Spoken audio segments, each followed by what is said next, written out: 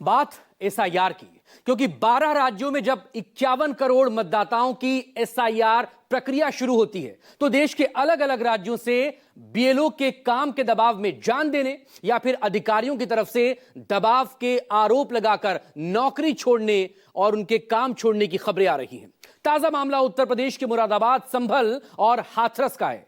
ऐसे में यह जरूरी है इस प्रक्रिया में सरकारी काम करते बूथ लेवल ऑफिसर की समस्या को समझा जाए और यह भी जरूरी है कि अगर कोई अधिकारी दबाव बना रहा है तो उसे रोका जाए, साथ ही राजनीति हावी न होने पाए, क्योंकि एसआईआर की डेडलाइन बन रही है बीएलओ की डेडलाइन।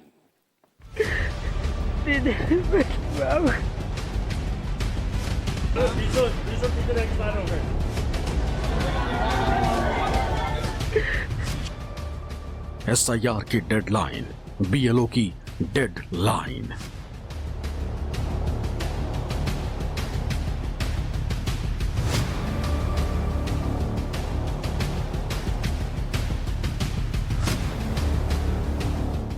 कितनी बीएलओज ने आत्महत्या कर ली, कितने लोग मर गए और उसके बाद भी सरकार क्या वही इतिहास दोहराएगी जो किसानों का था।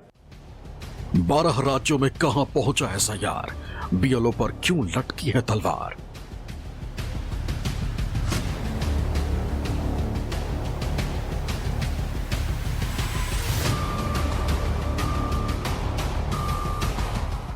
जो ये जान जा रही है, ये भी ड्रामा है क्या? बीएलओ की मौत बन रही मिस्ट्री, एसआईआर के तरीकों में छिपी है हिस्ट्री।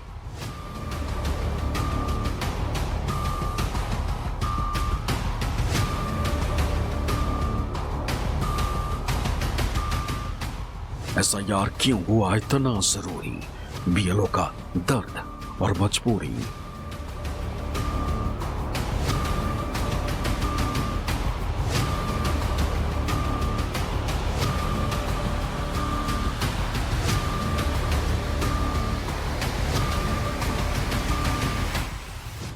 देश के 12 राज्यों में 51 करोड़ से अधिक मतदाताओं के घर अभी 5,32,000 बीएलओ या तो फॉर्म दे चुके हैं या फॉर्म ले रहे हैं।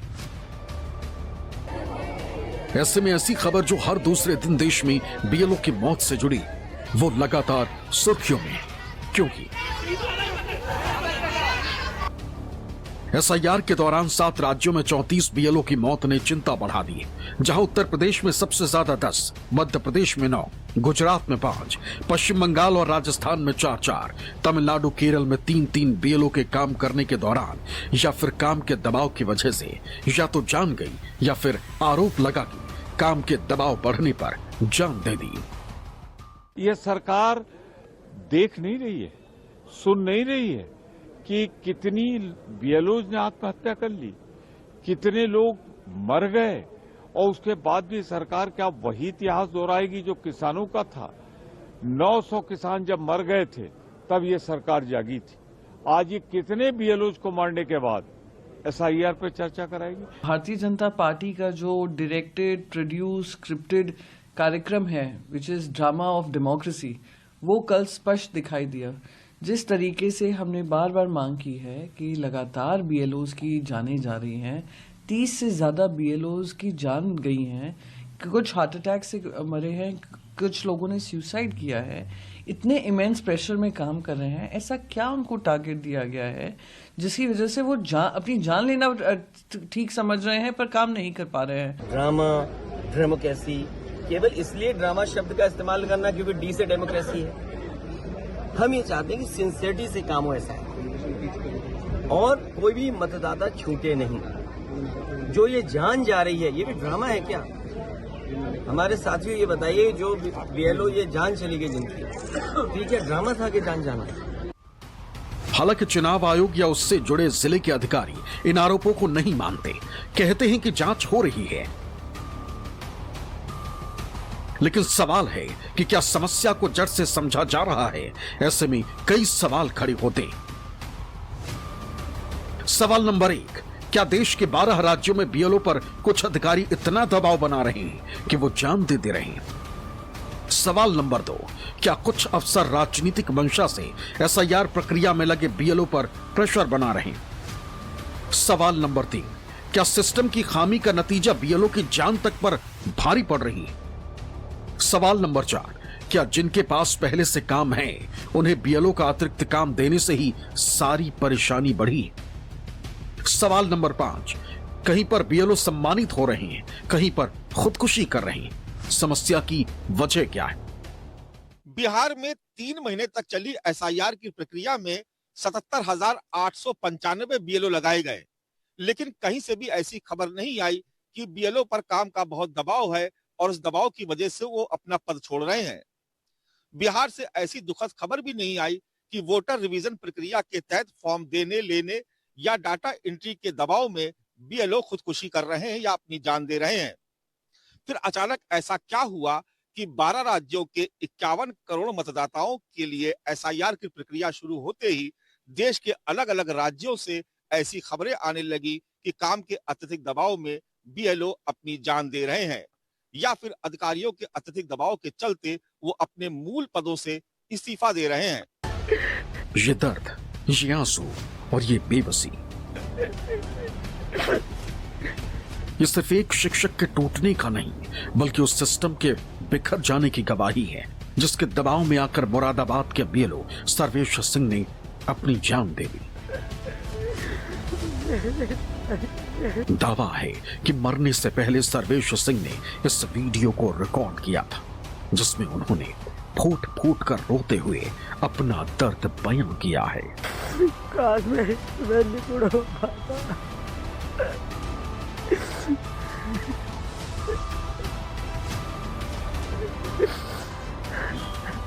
कोई कदम उठाने वाला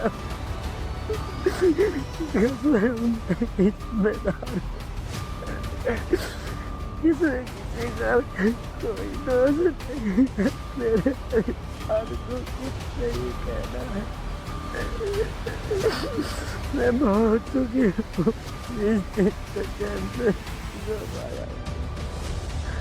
46 साल के सर्वेश सिंह कंपोजिट स्कूल जाहिदपुर सिकंदरपुर में सहायक अध्यापक के पद पर तैनात थे और वर्तमान में बीएलओ की ड्यूटी निभा रहे थे। उनकी 4 बेटियां हैं, लेकिन एसआईआर के दबाव में 30 नवंबर को बीएलओ सर्वेश ने सुसाइड कर लिया। 20 टीचर एक्सपायर हो गए। एसआईआर वाले फॉर्म जो भरे जा रहे हैं, फिल करे हैं, या तो इन्हें ट्रेनिंग देनी चाहिए थी, पहले ट्रेनिंग नहीं दी ना, एकदम बीएलओ बना दिया। स्कूल के हेड मास्टर हैं, बीएलओ थोड़ी है वो, या तो ट्रेनिंग ट्रेन करते कि तुम्हें ये काम करना है। इतने सारे फॉर्म दे दिए उन्हें, 1015 फॉर्म दे दिए उन्हें फिल करने के लिए, आके ये लोग किसी का सपोर्ट तक नहीं मिला उन्हें। अच्छा, क्या कारण है जो इन्होंने सुसाइड किया है? दबाव के कारण सुसाइड करा उन्होंने। आत्महत्या से पहले उन्होंने बेसिक शिक्षा अधिकारी के नाम 2 पेज का सुसाइड नोट भी लिखा और एसआईआर के दबाव को अपनी मौत की वजह बताया। ये तो बस टेंशन में अपना उन्होंने हत्या कर ली। किस चीज की टेंशन थी? और पसा दबाव पड़ा जो इनके वोटों के मामले में चक्कर में सब लोगों ने इनके ऊपर ज्यादा दबाव डाल दिया, तो टेंशन में इन्होंने अपना ये काम कर लिया। वीडियो के साथ छोड़ा गया सुसाइड नोट और घर में पसरा मातम दोनों बता रहे हैं कि इस दर्द की गूंज कितनी गहरी है। 20 टीचर एक्सपायर हो गए। इधर संभल में भी एक बीएलओ की संदिग्ध परिस्थिति में मौत हो गई है। 40 वर्षीय बीएलओ अरविंद कुमार सोमवार सुबह मृत पाए गए। उनकी पत्नी प्रतिभा ने सुबह करीब 4 बजे उन्हें उठाने की कोशिश की, लेकिन कोई प्रतिक्रिया न मिलने पर परिजनों और ग्रामीणों को सूचना दी गई। इसके बाद घर में कोहराम मच गया। घटना की जानकारी मिलते ही बड़ी संख्या में साथी शिक्षक भी मौके पर पहुंचे। उनका कहना है कि अरविंद कुमार पिछले कई दिनों से एसआईआर ड्यूटी को लेकर तनाव में थे और संभव है कि तनाव ने स्थिति को गंभीर बना दिया। एसआईआर में ड्यूटी ले गई है साथ में जी, तो उसका दबाव था, प्रेशर पड़ा, 100% काम चाहिए, तो उसमें तनाव चल रहा है और उसके अचानक जो है। हालांकि परिजन मौत के कारण पर कुछ नहीं बोल रहे, लेकिन शिक्षक खुलकर कह रहे हैं कि एसआईआर का काम, उसकी अंतहीन डेडलाइन और लगातार बढ़ता दबाव ही अरविंद की मौत की वजह बना।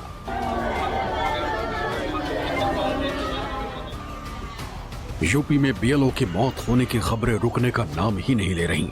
एक के बाद एक अब तक 10 बीएलओ की जान जा चुकी है।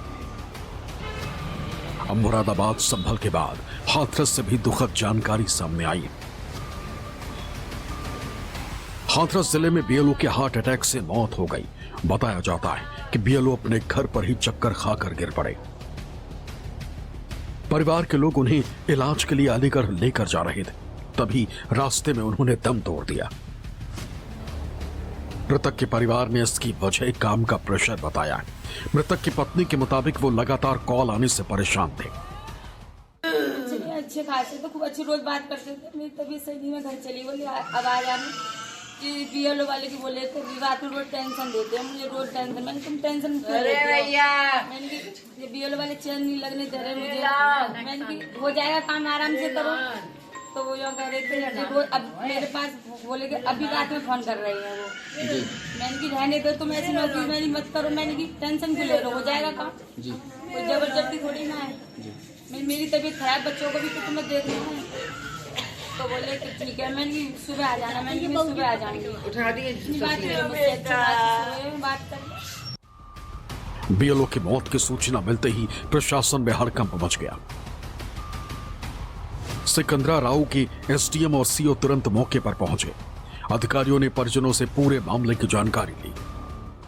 हम लोगों ने ये ध्येय के साथ ये निर्णय लिया है कि हम लोग एक दिन की सैलरी, क्योंकि इनके 4 बच्चे हैं और ही सर्वाइव्ड बाय हिज वाइफ और इनकी मदर है, तो हम पूरे एक दिन की सैलरी इनके चारों बच्चों के नाम एक तो एफडी कराएंगे।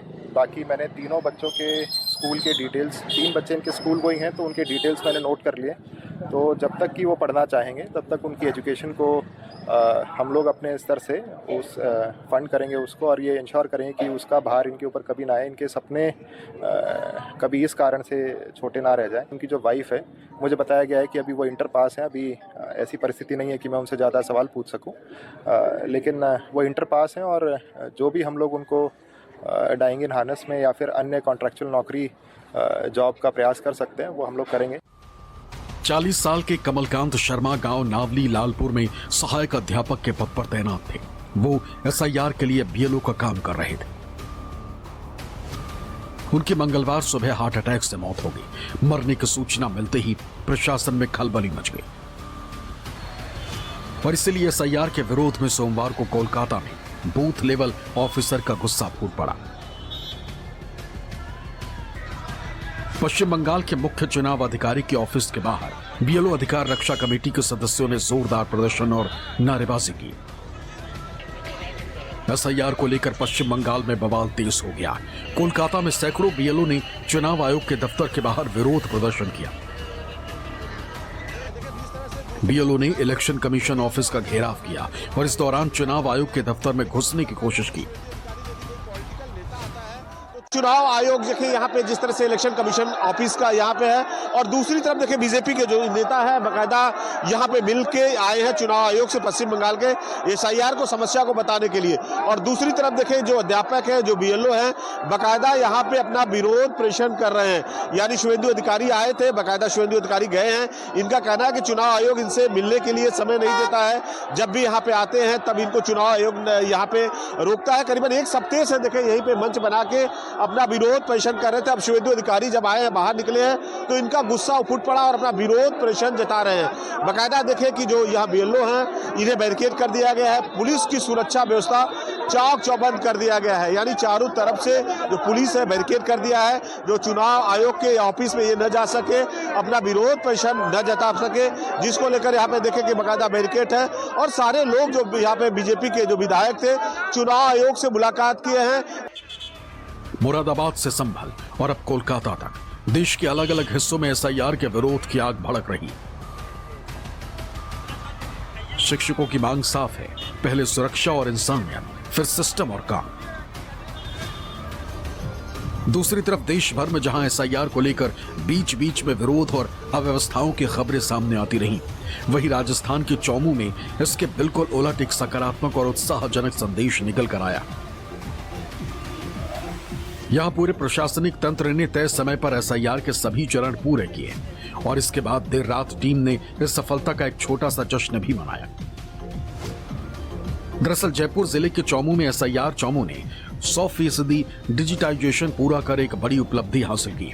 ऐसे में कल रात एसडीएम दिलीप सिंह राठौड़ ने एसआईआर के काम को सफलतापूर्वक पूरा करने वाले अपने सभी बीएलओ कर्मचारियों को डिनर पर बुलाया। यही नहीं, डीजे भी बजाया गया तो लगातार काम से थकान महसूस कर रहे इन सभी बीएलओ के चेहरे खिल उठे। ऊपर से जब एसडीएम साहब भी कर्मचारियों के साथ झूमकर नाचने लगे तो मानो एसआईआर में मिली सफलता के बीच सभी की हर तरह की शिकायतें फुर हो गई।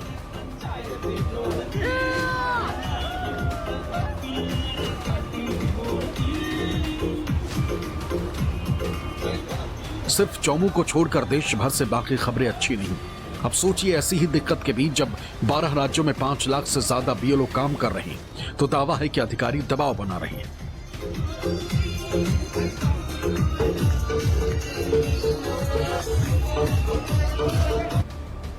जैसे नोएडा में यह निर्देश दे दिया गया है कि अब कोई भी अधिकारी कर्मचारी बिना इजाजत छुट्टी नहीं ले सकते।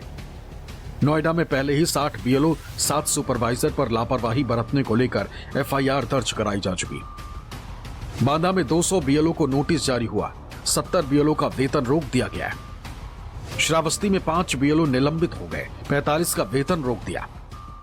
सवाल यह है कि ऐसे ही बार बार अल्टीमेटम देने और एफआईआर दर्ज करने की चेतावनी देने जैसी समस्याओं की वजह से बीएलओ बेवजह दबाव में आ रहे हैं।